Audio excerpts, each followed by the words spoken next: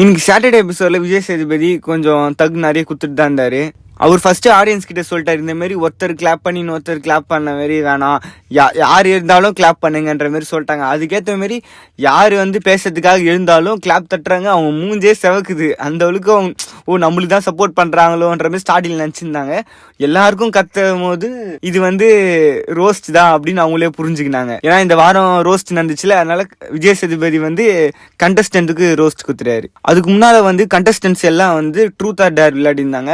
இதுல விஷாலா இருக்கட்டும், தர்ஷிகா இருக்கட்டும், ரெண்டு பேருமே யார் உங்க கிரஷ்ன்னு கேட்டா மாத்தி மாத்தி சொல்லிக்கிட்டாங்க. இதுல இருந்தே தெரியுது அவங்களோட போக்கு எப்படி போகுதுன்ட்டு. ஆனா தர்ஷிகாக்கு இது ரொம்ப டவுன்ஃபால் தான்.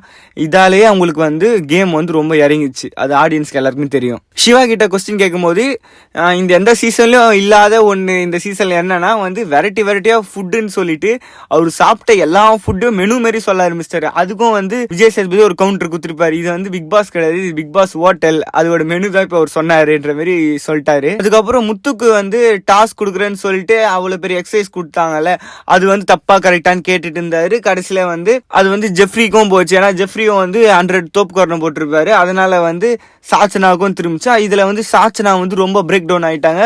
ரொம்ப அழ ஆரம்பிச்சிட்டாங்க. அந்த அழுது மட்டுமே ரொம்ப நேரம் காட்டிட்டு இருந்தாங்க. அப்புறம் அவங்க எவ்வளவு நேரம் அழுதுருப்பாங்கன்னு யோசிச்சு பாருங்க. அவங்க தப்பு பண்றாங்க, ஆனா அந்த தப்பை சொல்லும் போது அவங்களால தாங்கிக்க முடியல. ஏன்னா அவங்க கரெக்ட் பண்ணணும்னு நினைக்கிறாங்க. ஆனா அந்த அவங்க ஜாலியா பண்றது பிக் பாஸ்ல கொஞ்சம் சீரியஸா தான் இருக்கு எல்லாம். ஆனா இவங்க ஜாலின்னு நினைச்சு பண்றது எல்லாம் சீரியஸ் தான் மாறும். கேப்டன்சி எப்படி இருக்குன்னு கேட்டாங்க.